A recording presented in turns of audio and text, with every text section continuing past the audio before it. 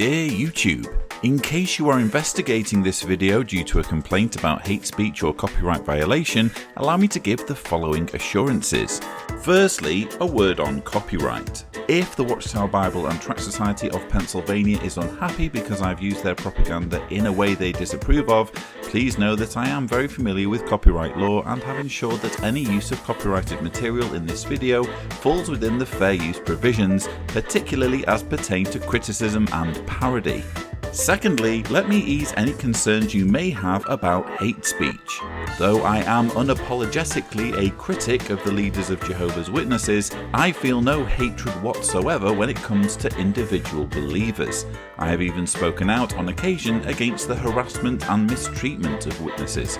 Rather than being hateful, this video, and indeed my channel, represents my attempt at respectfully offering a helpful resource for witnesses who are beginning to think of their faith as false or harmful and would like to know the other side of the argument.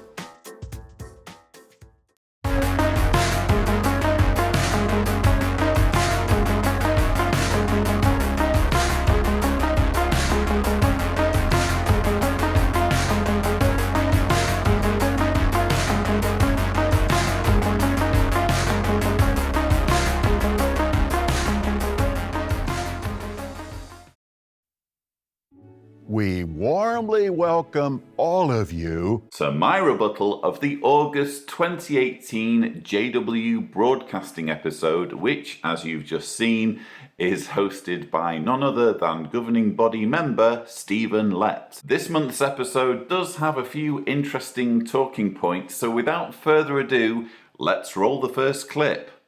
The theme for this month's program is Appreciating Our Gifts in Men.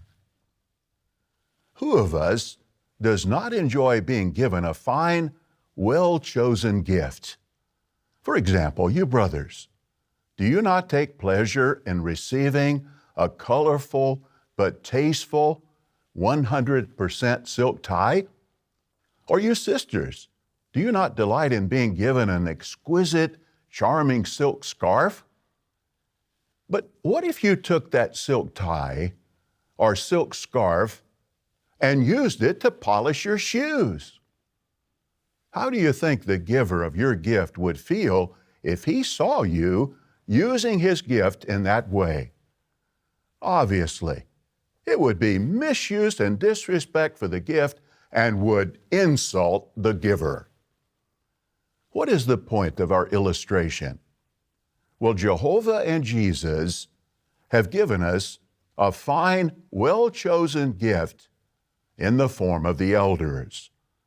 But as we will discuss, all of us must make sure that we always show appreciation and respect for this divine provision.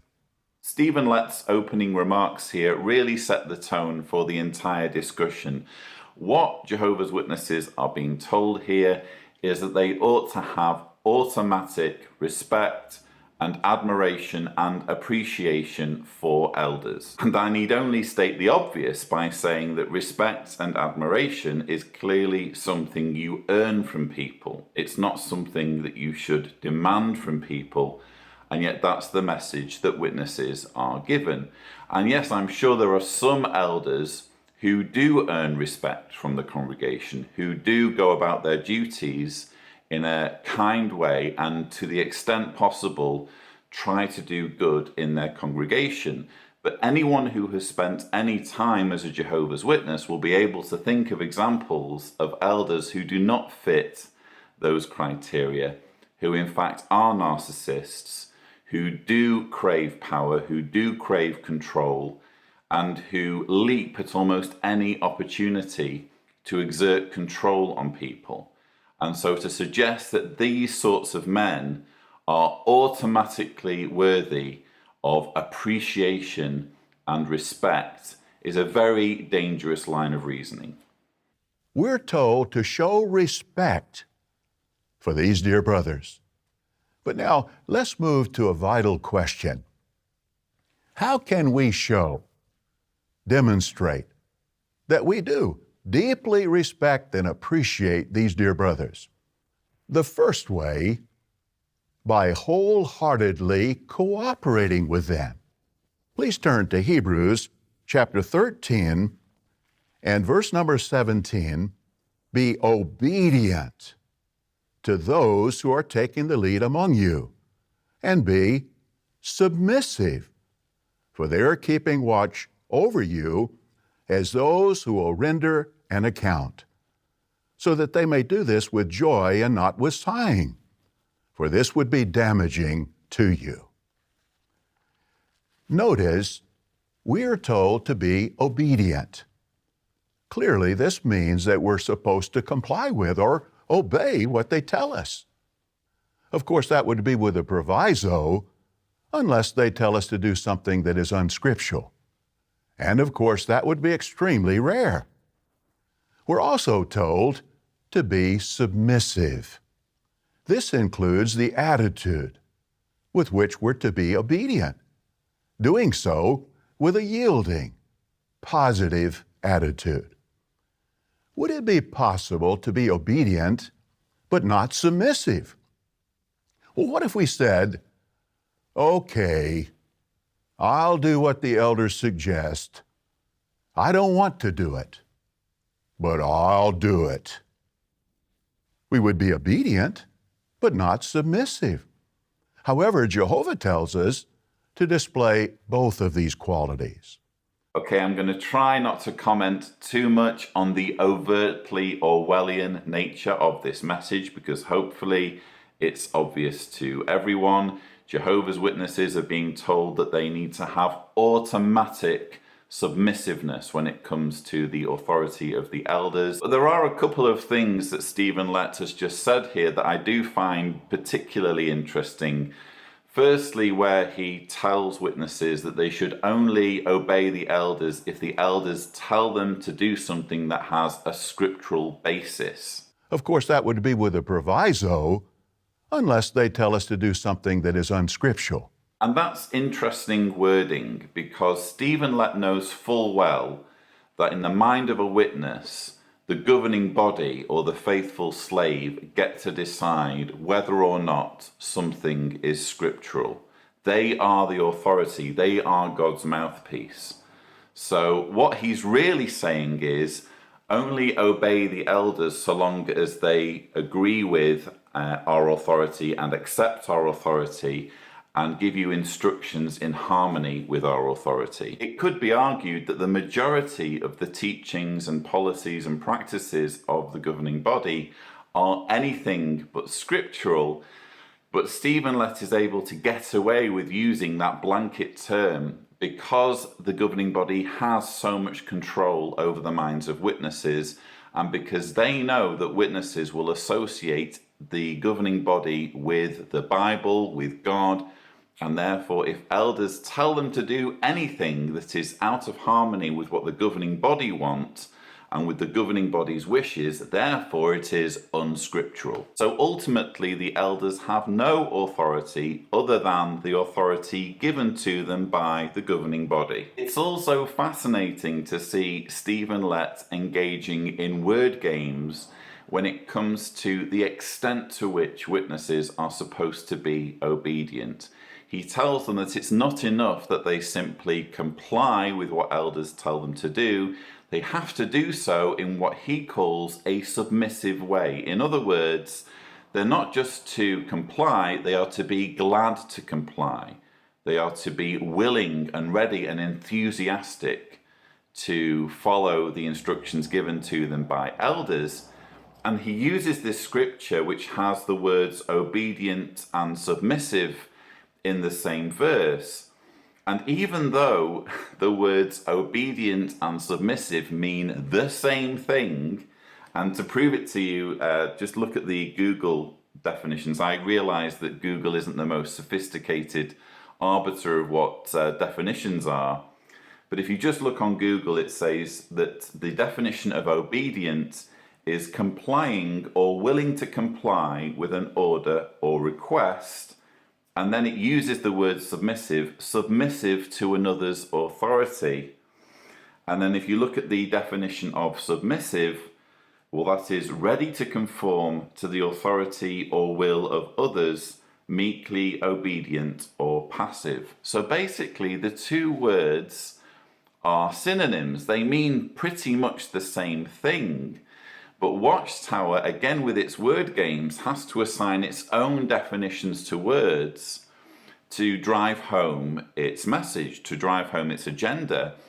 And its agenda here is essentially the control of people's thoughts. It's not enough to control people. It's not enough to convince people to comply with their requests, even as we've heard recently, even if those instructions don't make sense from a human standpoint. We heard repeated at the convention that witnesses have to comply with any instructions that are given to them. But even that level of control doesn't satisfy the governing body. They want witnesses to be happy about complying with these instructions, whether they make sense or not. That, I'm sorry, is the essence of totalitarian Orwellian control. Watchtower doesn't just want to control people, it wants to control people's emotions. We should be obedient and submissive, even if what the elders are asking us to do is not the best, most efficient way to do something. Permit me to illustrate this point. Admittedly, the illustration is somewhat exaggerated, but hopefully it will make the point. Please imagine that the elders decide that the outside of the Kingdom Hall needs to be painted, and that all the publishers will be given a small 2-inch paintbrush with which to paint. Now, what could happen?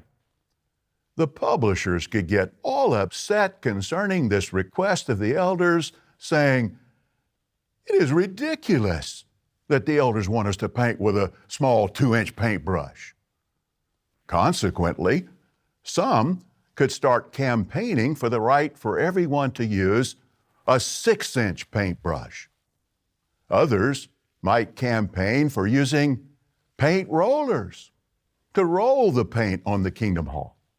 Still others might start trying to build support for renting and using a paint sprayer to spray the paint on the Kingdom Hall. In another camp, ones might champion the idea of hiring out to a contractor the painting of the Kingdom Hall, while another group is promoting the idea that the Kingdom Hall doesn't even need to be painted. This is very clever.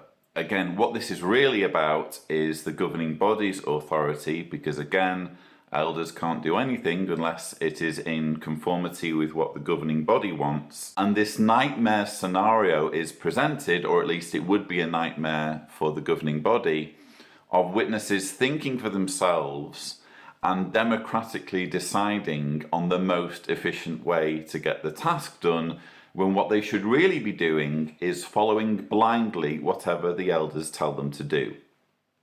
Now, what would be the outcome? The congregation would be divided. The Kingdom Hall would never get painted. Publishers could end up stumbled right out of the truth. The elders would be very discouraged. Jehovah would be sad. And Satan would be made very happy. On the other hand, what if everyone humbly supported the elders, perhaps thinking, there's no scripture that says we can't paint with a 2-inch paintbrush. In fact, Hebrews 13:17 tells us to be obedient and submissive to the elders. So why don't we go ahead and support the elders? Now, what would be the outcome? The Kingdom Hall would get painted. The publishers would get to enjoy a lot of good association because they'd be working together for a long time. The elders would be very encouraged. Satan would be sad. And Jehovah's heart would be made glad. Well, what is the point of this hyperbole illustration? Being obedient and submissive to those taking the lead is much more important than how something is done. That is the attitude that Jehovah will richly bless. And that is, in a nutshell, what the life of a Jehovah's Witness is all about, if you think about it. The preaching work isn't efficient. It's not an efficient use of time. People generally aren't interested in becoming a Jehovah's Witness, or if they are momentarily interested, they then go home and jump on Google and realize why no one else is joining the Jehovah's Witnesses. It simply isn't efficient for witnesses to carry out the preaching work anymore. The most efficient way of adding to the numbers of Jehovah's Witnesses is child indoctrination, which is something that the organization promotes, but they also promote the obsolete tactic of knocking on doors, and they've also now come up with cart witnessing, even though cart witnessing suffers from the same problems as door-to-door preaching. They've come up with these strategies first and foremost to keep people busy. And you heard there in that illustration the same mentality of, well, regardless of whether it's efficient or not, just think of how much time the witnesses will spend together, and at least they'll be busy and they'll be in each other's company, and everyone will have a great time, regardless of whether it's efficient or not. That, in microcosm, could easily describe the preaching work. It's also fascinating the part where Stephen Lett, who is reasoning on behalf of the brothers who've been asked to do this task, he says, well, there's no scripture that says that we can't paint the kingdom hall with a 2-inch brush. And this is legitimate argumentation for him, that there is no scripture prohibiting the painting of a building with a 2-inch brush. Why can't the same argumentation be used for things like smoking cigarettes, masturbating, taking blood transfusions? It's fascinating to see how Watchtower can use logic in that way, where it will use one argument to drive home one agenda, in this case the need for conformity, the need for obedience, the need for everyone to just get on with doing whatever the elders ask them to do. But the same logic is not applied in other areas where Watchtower imposes these arbitrary rules on Jehovah's Witnesses, even to the extent of moderating their dress and grooming and saying you're not allowed to wear these particular types of trousers. Here is a soul-searching question. Do you periodically go up to various elders and say something like, Brother Elder, we just want to thank you for your hard work. Please be assured that we appreciate it. However, it seems that some publishers never ever commend the elders or express appreciation. Might this not indicate that we are taking them and their hard work for granted? Of course, they will not quit if you do not give them commendation. They primarily do their work for Jehovah. But if you do express appreciation, believe me, it will be most encouraging to them. And even though it may really surprise the elder the very first time you do this, please do not hold back this good from those to whom it is owing. Of course, from this point forward, if a publisher walks up to an elder and says, Brother Elder, I just want you to know, I really appreciate all of the work that you do in the congregation. The elder's just going to be thinking, well, you're saying that because you've just been told to say it by Stephen Lett. You have literally been instructed to express appreciation to me. And again, if that doesn't show how Orwellian this organization is becoming, I don't know what does. But where do you go from here? We've already heard Stephen Lett telling witnesses that it's not enough for them to just be obedient. It's not enough for them to just comply. They need to do so enthusiastically. Well, it logically follows that they should also be seizing any opportunity to express their appreciation to the elders, to praise the elders for the work that they're doing, regardless of whether the elders are in fact doing a good job. Because again, it could be that they're simply power-hungry narcissists who are using every opportunity to make lives miserable for people. But it's also interesting to dwell on this entire concept of compulsory praise and compulsory expressions of appreciation, because that is what you have to do when you make it through Armageddon. Even if Jehovah's Witness theology were true, I couldn't imagine living in the paradise, because it would require this compulsory praise day and night of a monster, of a sadist who has annihilated all of these men, women, and children purely for the crime of not worshipping him. The fact remains that good talks require hard work. But that is not all the elders do. They have shepherding calls to make and judicial cases to handle. Some elders are also busy helping to build kingdom halls and branch facilities, serving on hospital liaison committees, volunteering at assemblies and conventions. And elders do many other things that are too numerous to recount. What we see is often only the tip of the iceberg. 90% of an iceberg is unseen underwater. Yes, thank you, Stephen, for explaining the expression, the tip of the iceberg. But what we've heard there is this list of all of the things that elders do, again, to reinforce this need to praise them and show appreciation for them and to enthusiastically support their power and authority. And we've had included in there things like building for Watchtower, building kingdom halls and branch facilities, because in case you haven't heard, Jehovah absolutely needs things to be built. He can't be worshipped unless Watchtower is continually expanding its real estate portfolio. And he also mentions hospital liaison committees. Jehovah's Witnesses need to be grateful to elders who serve on hospital liaison committees. In other words, they go to hospitals and actively coerce people who are at death's door to die rather than accept a blood transfusion. This is something that is praiseworthy. Now, we have discussed ways that we can demonstrate that we deeply appreciate our gifts in men.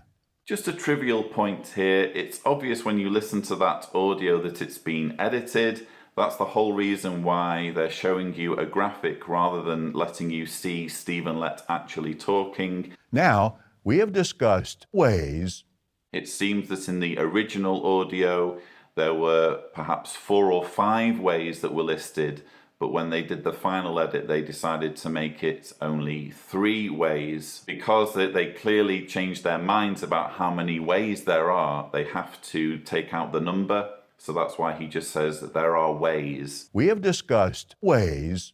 And I just find that fascinating, purely from a video editing production aspect.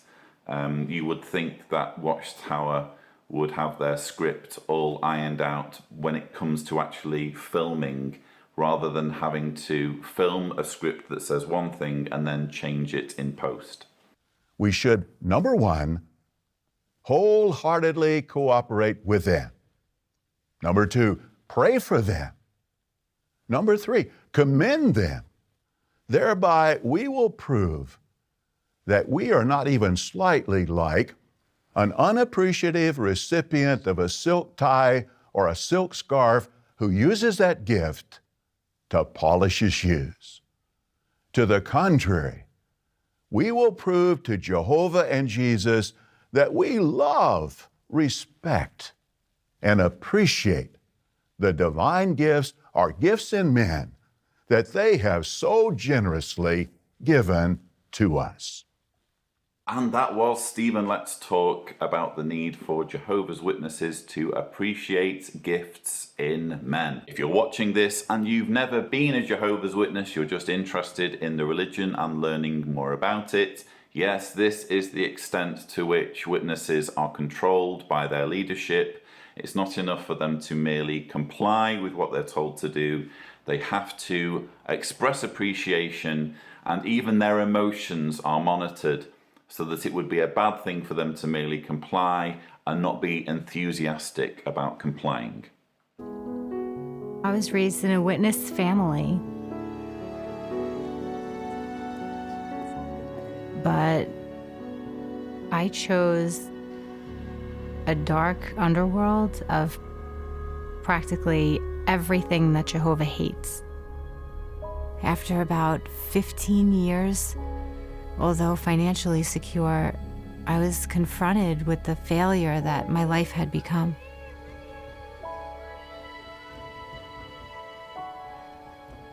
I was trying to raise a child while addicted to drugs. I just didn't want to live like that anymore. And I wanted to be a good mother. So for the first time in years, I prayed to Jehovah. The knock came on my door the very next day. I progressively changed my lifestyle.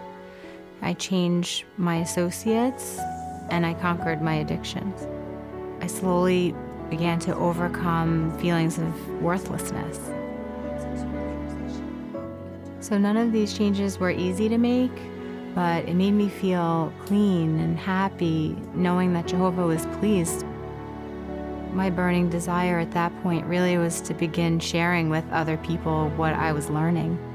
But I didn't qualify to engage in the public ministry because I was still living with my boyfriend at the time, and he didn't understand some of the changes I was making. I was determined to turn my life around and overcome this last hurdle that was preventing me from serving Jehovah fully. 2 weeks later, I found out I was pregnant. I was devastated. I didn't know what all those people who had helped me, what they would think, and how Jehovah felt about what was happening. I was so ashamed. I actually blamed Jehovah for letting it happen. I was so confused.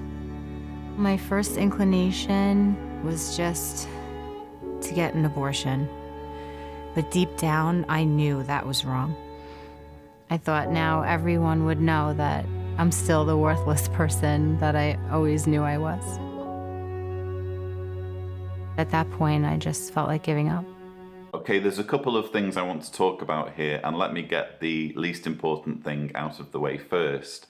You have that cliche of, oh, I was praying, and then the very next day, I got the knock on the door, and you hear that repeatedly in experiences that are shown in these broadcasting programs or printed in Watchtower literature.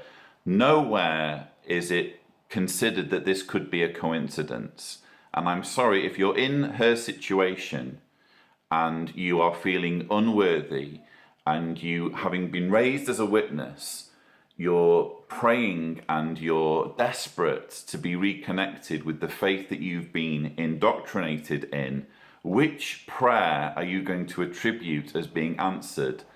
The tens or hundreds of prayers that you gave that didn't get a knock on the door, or the one where you prayed and then the next day there's a knock on the door? Which one are you going to remember? I'm pretty sure she would have been praying more than just that one time. But she tells us about the prayer where she gets the knock on the door afterwards.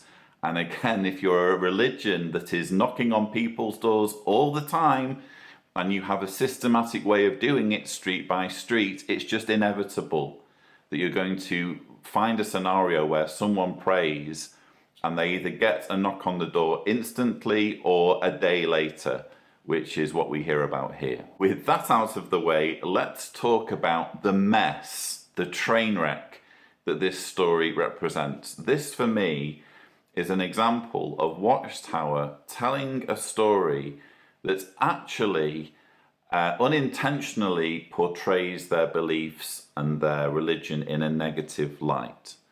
Because what we've just heard here is a story of a woman who was raised as a Jehovah's Witness, who left before getting baptized, but who remained indoctrinated in the judgmental doomsday narrative of Jehovah's Witnesses. and then gets involved in a drug addiction, number one, clearly not all non-Jehovah's Witnesses are drug addicts. This is something that you repeatedly get in Watchtower video propaganda, and it's just demonstrably ludicrous. But then we see that she actually leaves the father of her child because she's so terrified of what will happen to her if she doesn't rejoin the witnesses. How is this a positive? If you're watching this as someone who's never been a witness, immediately the message is that Watchtower interferes with relationships and breaks up families. Because the baby, if it's born, and we find out later that it is born, thankfully, the baby, if it's born, is born without a father, because this mother has convinced herself that she needs to leave this relationship in order to be in good standing with the witnesses, given the fact that her boyfriend appears to be opposed to her religion. Obviously, we're never going to hear her boyfriend's side of the story, and I find it fascinating that very little is said about the way he reacted. Again, there's a massive irony here, because the problems that this woman is talking about, arguably, if you excuse the issue of the drug addiction, the problem of her considering an abortion and the problem of her apparently being suicidal, both of those issues are connected with her being raised as a witness and her dread at being destroyed at Armageddon and her paranoia of what other witnesses will think of her if she goes ahead and has the baby. That's what puts her in this situation to begin with, her paranoias and fears that she has received from her indoctrination. If it weren't for the fact that she'd been raised as a witness and indoctrinated with all of these fears and hang-ups, arguably she wouldn't have been considering an abortion, she wouldn't have left her boyfriend, and she wouldn't be feeling suicidal. Hell, there's even an argument to be made that she might not have ended up with a drug addiction to begin with if she hadn't had her mind screwed by being raised in a cult. They introduced me to an elder who's very kind, and I talked to him about my situation. I was shocked by how loving he was. So he shared with me Acts 3:19. Repent, therefore, and turn around, so as to get your sins blotted out, that seasons of refreshing may come from the person of Jehovah. Well, he told me I had already sinned, but why should I sin a second time? Why should this innocent child pay for what I had done wrong? He suggested I teach my baby about Jehovah and raise the child up to know him and have a friendship with him. I loved that he took something that was sad and depressing for me and turned it into something beautiful. Well, I had a new plan now. I was really determined to do everything I had to do to turn my life around in order to please Jehovah. So eventually I qualified to become an unbaptized publisher, and later I was baptized in 2010. I gave birth to a healthy baby girl.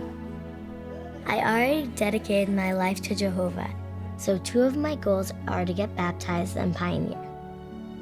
I'm as determined as ever to raise Julie up to love Jehovah and to avoid the traps that almost cost us our lives.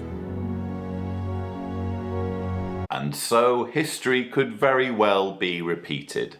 Julie will be raised as a Jehovah's Witness, or is being raised as a Jehovah's Witness, with all of the fears and paranoias and hang-ups that entails. Of course, all of these fears and hang-ups contributed, or arguably they contributed in some way, to the mess that her mother got into, a mess that very nearly resulted in her ending her life and or getting an abortion. What's to stop this cycle from repeating itself all over again if Julie, though indoctrinated as a Jehovah's Witness, ends up transgressing, ends up sinning, ends up herself feeling worthless? And how interesting that that elder at Bethel wasn't just interested in stopping the abortion on moral grounds, he was interested in the baby being born and then being raised to be one of Jehovah's Witnesses. In typical Watchtower fashion, the elder wasn't necessarily interested in just saving the baby and making sure it was born and had a shot at living. He was also interested in making sure Watchtower got an extra compliant drone. The Faroe Islands are also called the land of maybe. The weather is very diverse and can rapidly change. So when you begin in the ministry, the weather can be sunny, and then 10 minutes later, you find yourself in a massive rain shower and everything gets wet. Wind is another challenge. We have some severe winter storms, so you have to be careful that your service partner or the car door doesn't blow away while you're getting out of the car. I remember when we came to the Faroe Islands. I looked out the window and thought, is it even possible to go out in the ministry in this kind of weather? And then we arrived at the meeting for field service, and the friends with children and strollers were there and were positive and ready for field service. It made me think that if they can do it, then I can too. So we are a team of publishers, and we have the weather as our challenge. And especially when the weather is bad, we encourage one another. We experience how Jehovah blesses our efforts when we go in the ministry, and you especially feel it when you persist in your efforts to preach when the weather isn't good. It may be that one day you get a really nice conversation with a person about the Bible. I also feel it gives me great joy. Paul said that the one who sows bountifully will also reap bountifully. So if you want to sow bountifully in the Faroe Islands, you need to preach also when the weather is bad. And we feel that we have reaped bountifully by nice return visits and Bible studies. I feel it's worth all the effort because we see that people in the territory really appreciate what they are learning. All we do in our ministry is motivated by love for Jehovah and the people in the territory, and it won't be changed by bad weather.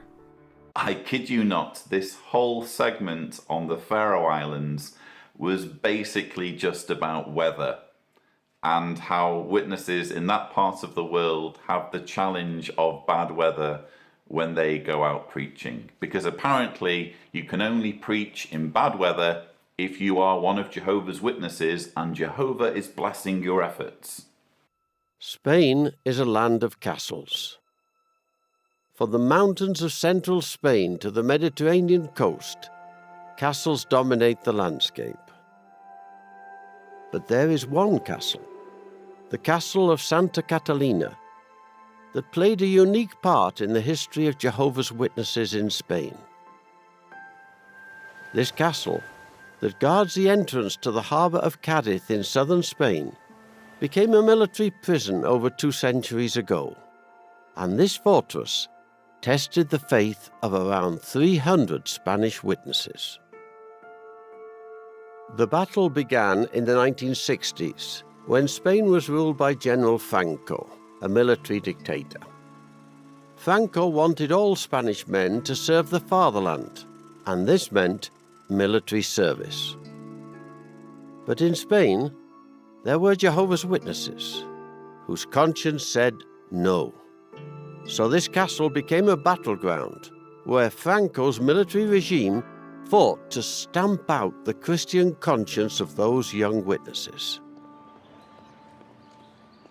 But times have changed in Spain. The city of Cadiz has organized an exhibition to salute the sacrifice made by those valiant witnesses. Over 40 years after their release, some of those conscientious objectors have returned to Cadiz to attend this exhibition. At the inauguration, the mayor described them as citizens who spoke up, who presented arguments against the injustice, arguments based on peace, freedom, and above all, their conscience.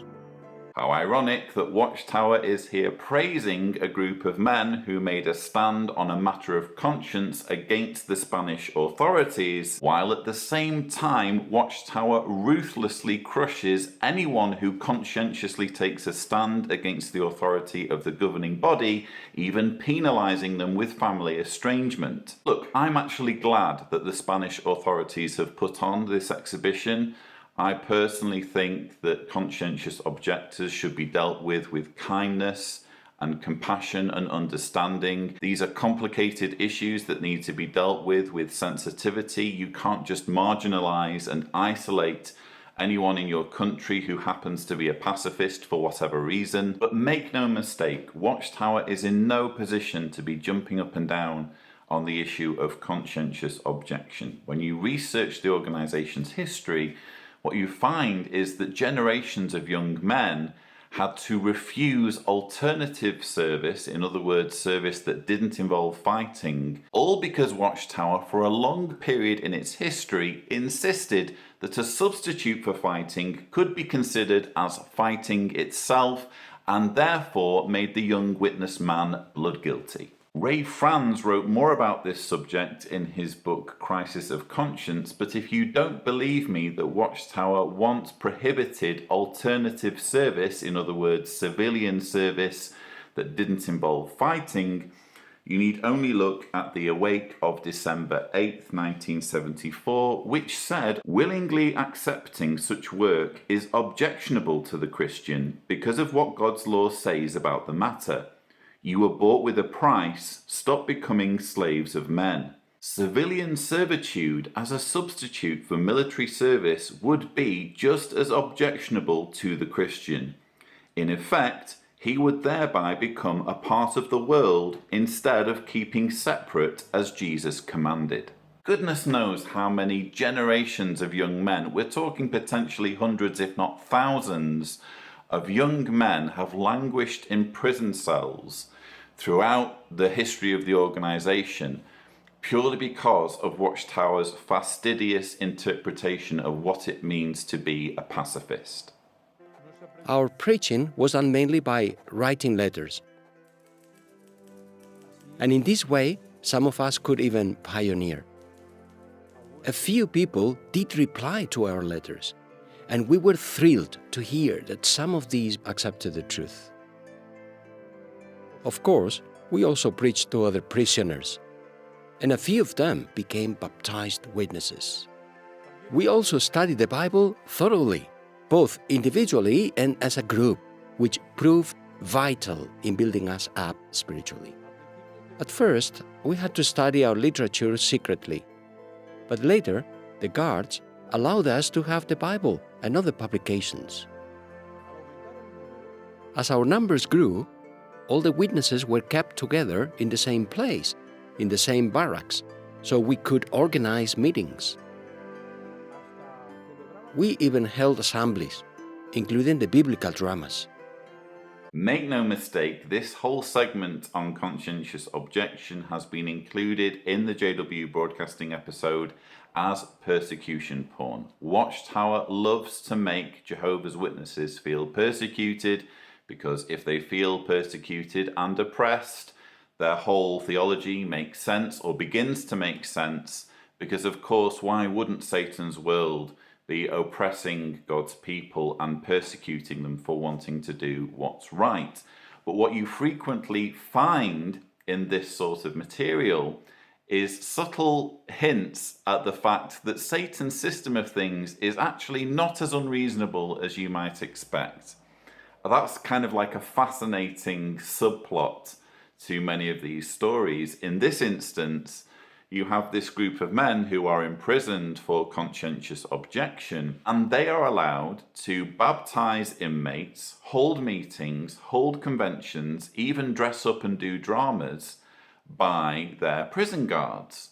This doesn't play into the narrative of the world being under the influence of Satan, because why would prison guards who are under Satan's influence be allowing them to do all of these things? It doesn't make sense until you consider the possibility that maybe the world isn't under Satan's influence.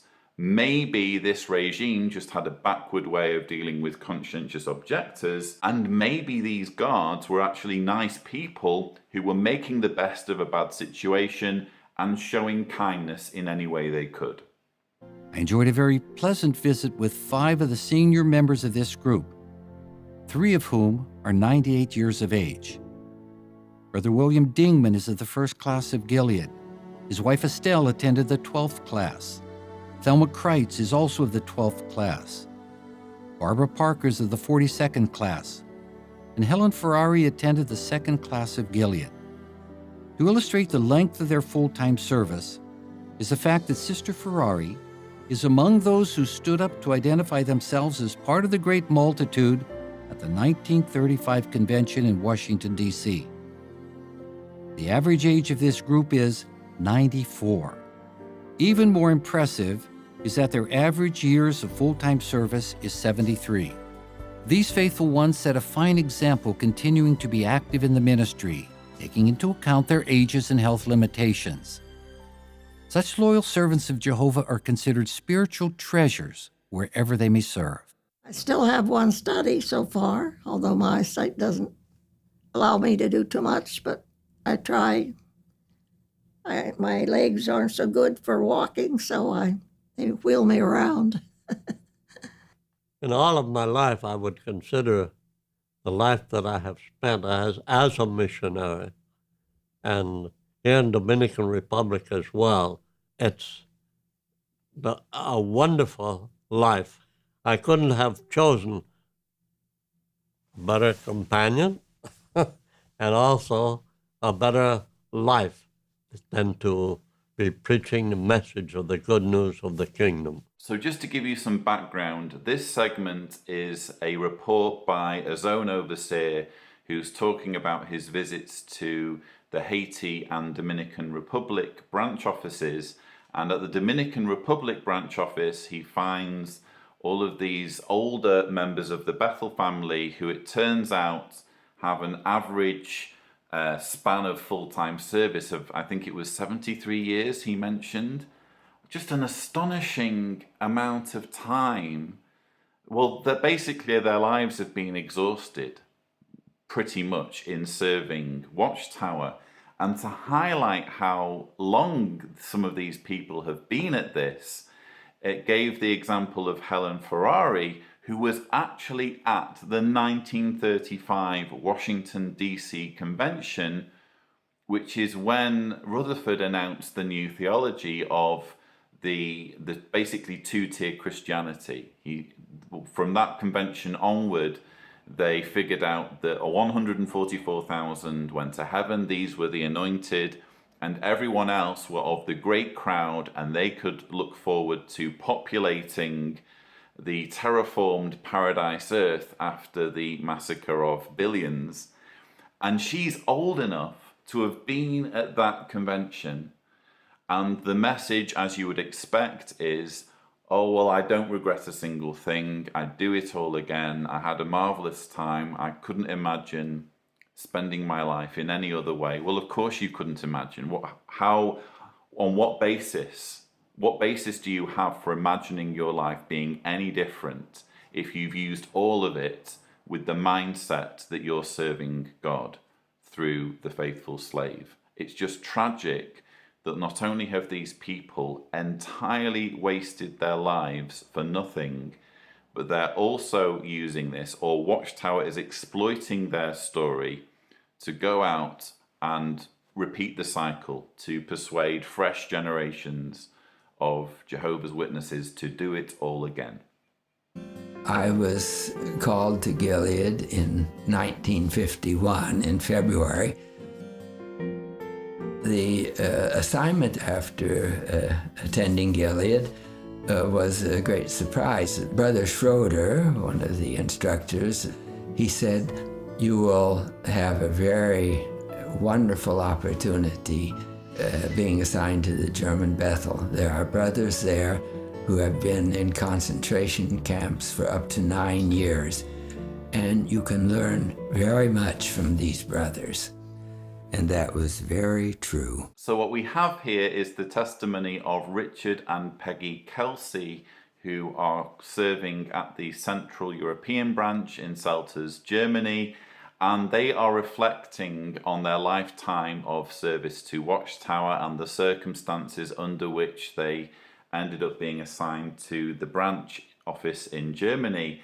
And the reason why I'm showing you this clip is because two interesting names are mentioned. Richard mentions that when he was first assigned to Germany, he was encouraged at the thought of working alongside witnesses who were persecuted during the Nazi regime. And two of the names that are mentioned are Eric Frost and Konrad Franke.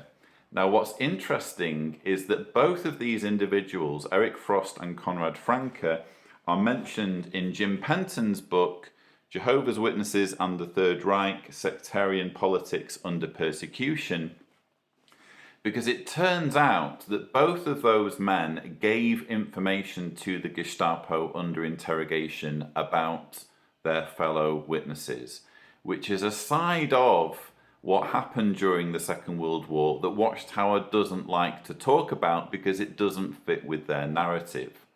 Whenever you read about that period of history, it's all a case of, oh well, weren't our brothers faithful? Even under pressure, they didn't buckle, they stayed faithful right to the end. But when you do the digging, you find out that that's not necessarily how things happened. And in this book, Jim Penton goes to the trouble of even showing the facsimile copies of official Gestapo records showing these men being interrogated. And what's even more fascinating for me is the story of Konrad Franke, who again is mentioned in this testimony.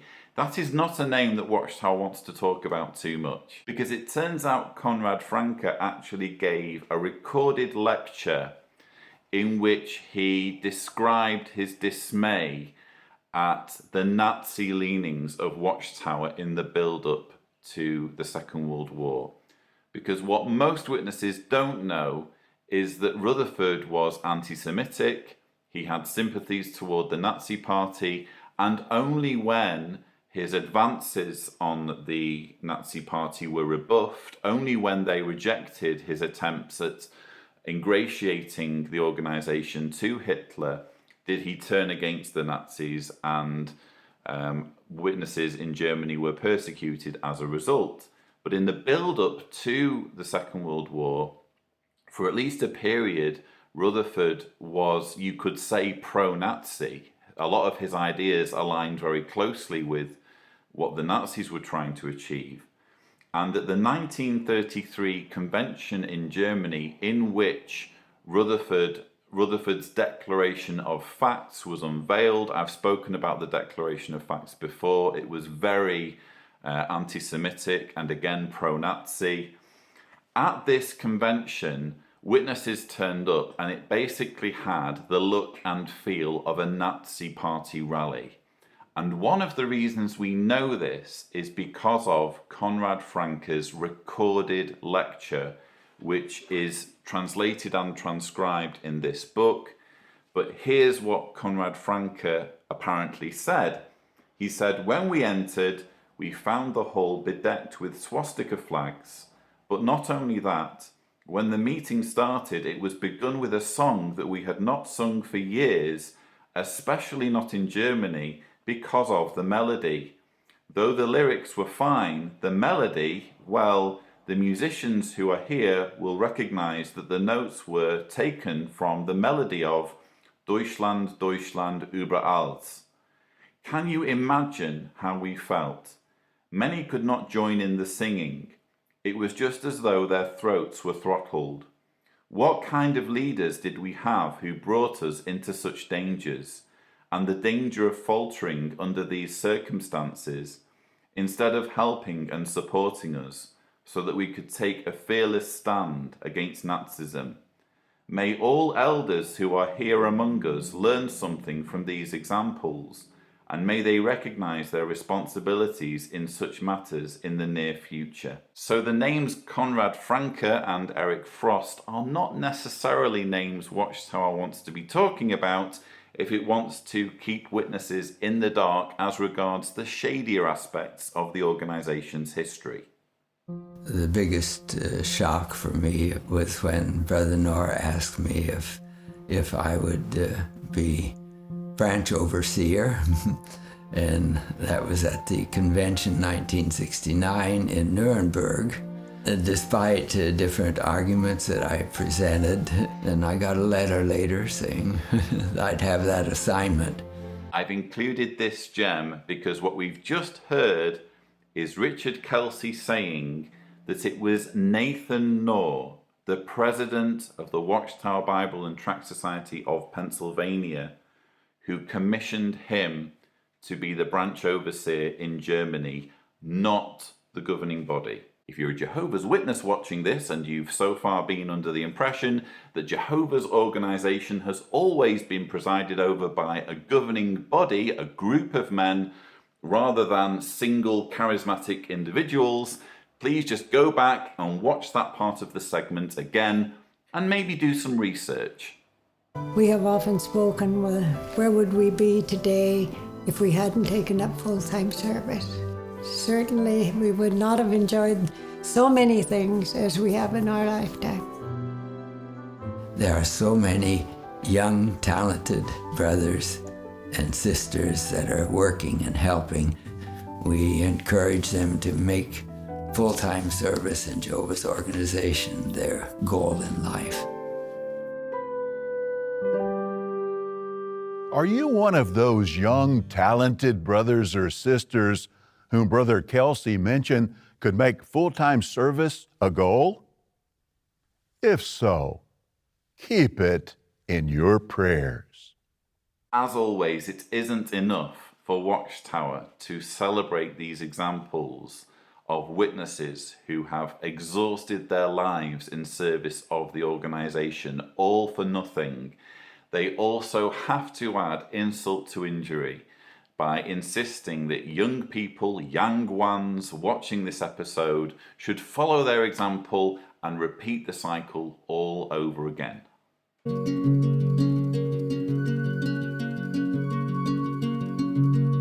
Wherever you go, you will have family near, because wherever you go, Jehovah's people out there, and you'll feel love. You'll feel love, a brotherly love. So feel the love. Oh, brothers and sisters all over the world, unite with Jehovah and follow His Son to bring you love. A nation of brotherly love. But in the world it can be cold, a scary place, truth to be told. So how wonderful it is to know the one true God and His people.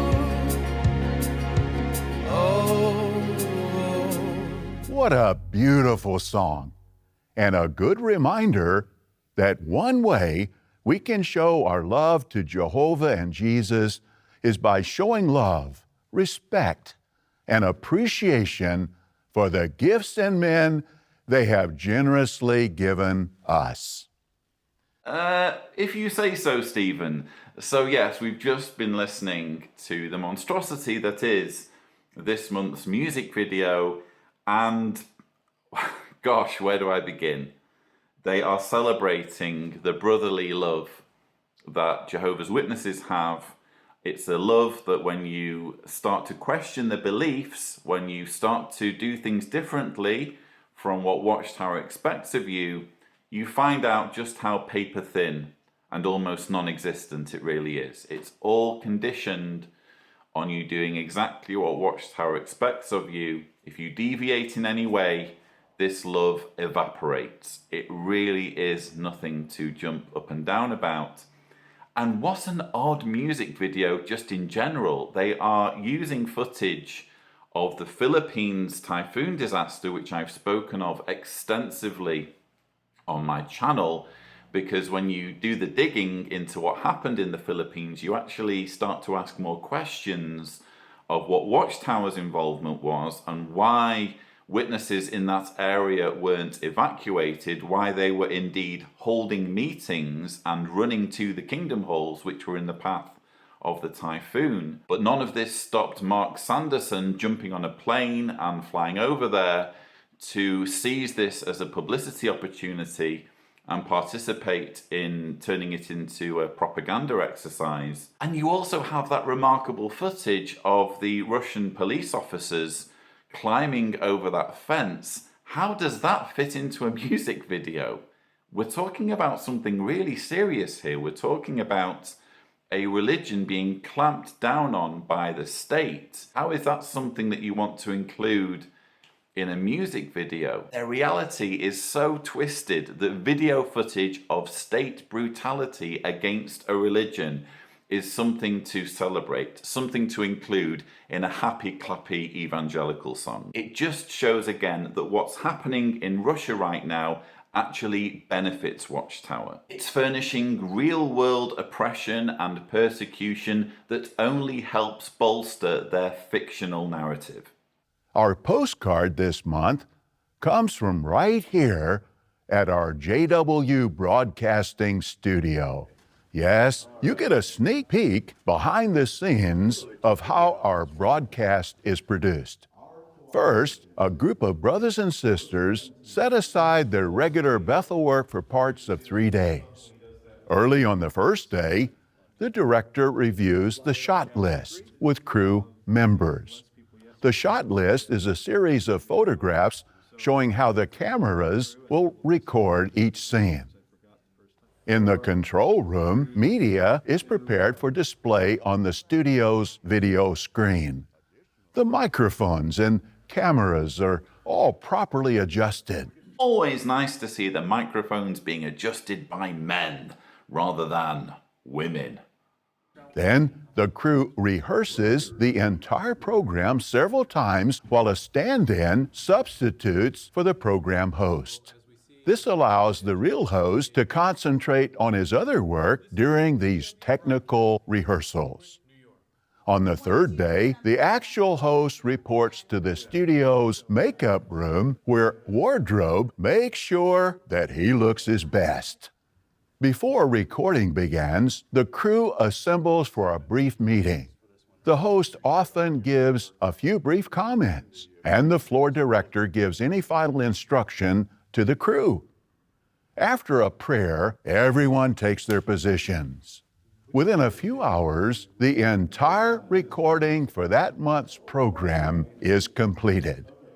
Yes, our hard-working brothers and sisters that work in the studio happily send you their warm love and greetings. This is JW Broadcasting from the world headquarters of Jehovah's Witnesses. I'm actually quite glad that we've had this segment at the end of this month's episode. It just helps to break apart the illusion a little bit that these productions are sincere. When you see behind the scenes what's happening and how these things are made, it's always just going to make it look a little bit more contrived and artificial, irrespective of whether the material is intended to help people or manipulate them. And I also personally found it fascinating when Stephen Lett admits that the host gets to basically show up late.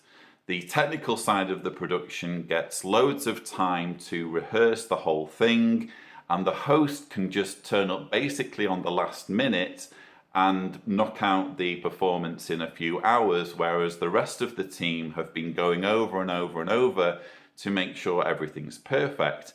If you're completely honest, if there are any problems with these JW Broadcasting episodes, it's never on the technical side, it's always on the part of the host misreading his line or reading it in an awkward way or stuttering in some way.